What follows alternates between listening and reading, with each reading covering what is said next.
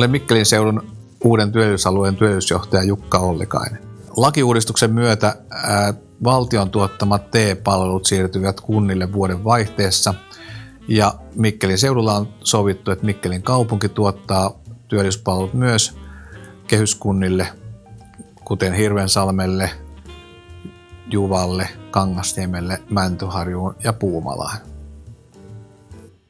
Uudistuksen myötä seudun kunnat saavat työllisyyspalvelut lähipalveluna ja kohdennettuna palveluna, ja tästähän kunnilla on jo kokemusta kuntakokeilun myötä.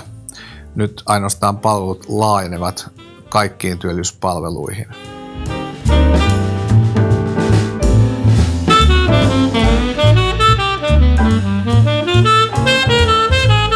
Jatkossakin työllisyyspalveluita tuotetaan kaikille seudun työnhakijoille ja yrityksille, kuten tälläkin hetkellä Eteläosan TE-toimisto ja kuntakokeilu on tarjonnut.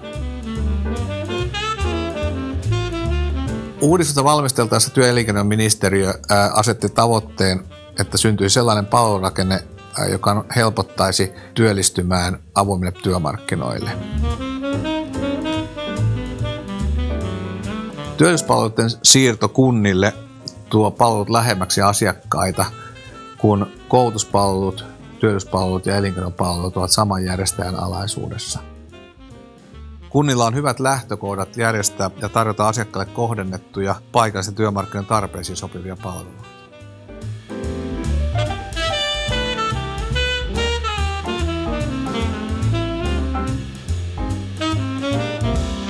Jatkossa työllisyyspalvelut ovat jokaisen kunnan peruspalveluita, kuten ovat sivistyspalvelut ja tekniset palvelut, ja ne vain tuotetaan seudullisesti.